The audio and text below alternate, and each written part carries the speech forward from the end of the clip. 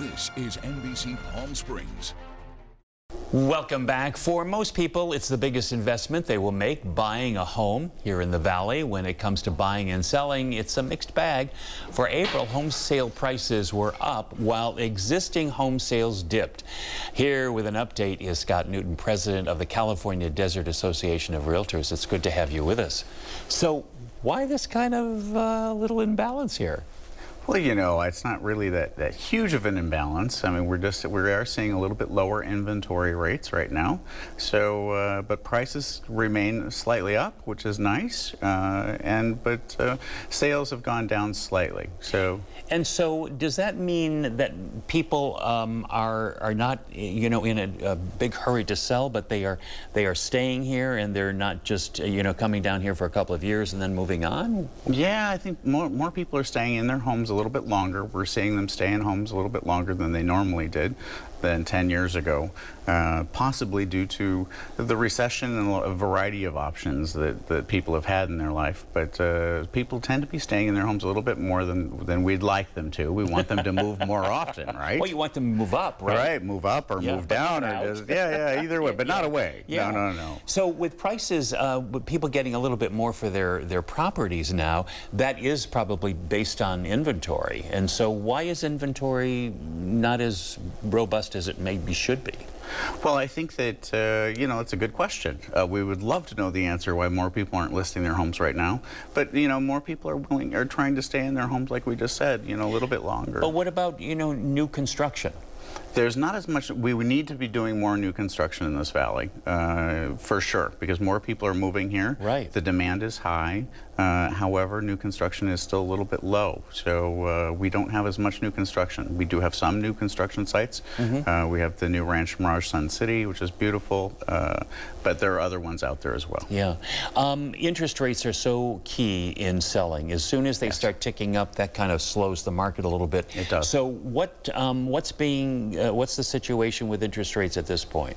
Well, we're seeing a little bit of a downtick, which is really wonderful for us.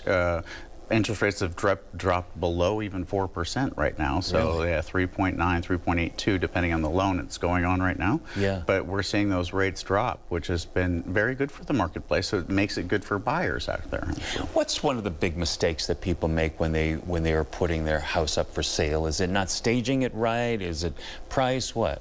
The largest mistake is pricing it incorrectly, because of the fact that people will buy within 3 to 5% of the price when it's actually a decent price. So pricing your property is very important. It's one of the main things that you need to make sure that you're doing correctly. We all want to believe that our house is gold, that we have the best house in the world, but please listen to your realtor. Listen to what they say is what your price is worth and what your value is there, and make sure that you try to stick within those limits. If you try to overprice it, you're going to sit on the market. Now, what about, and I know what the answer to this, but I'm going to ask it anyway, about, you know, going through a realtor or, you know, maybe saving a little bit of money and doing it FSBO style, for sale by owner? Oh, I would not recommend that at all. Of course you wouldn't. No. Yeah. It's there's so many, the legalities and the paperwork that we have to do. It's not just marketing your home that a realtor is good for, you know, but there's so much behind the scenes that has to happen that you're just not aware of. So it's not just putting a sign in the yard and waiting for a buyer to show up, you know. Yeah. It's a lot more than that.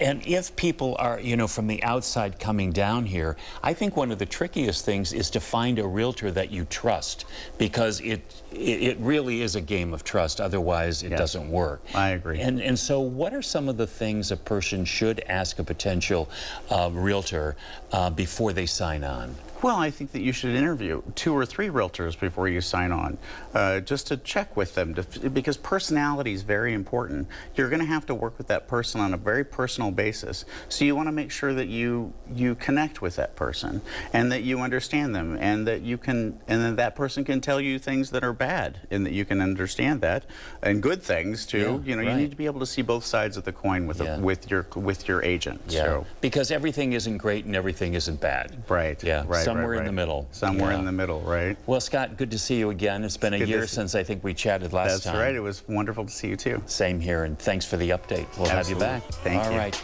We'll take a break and we'll be right back.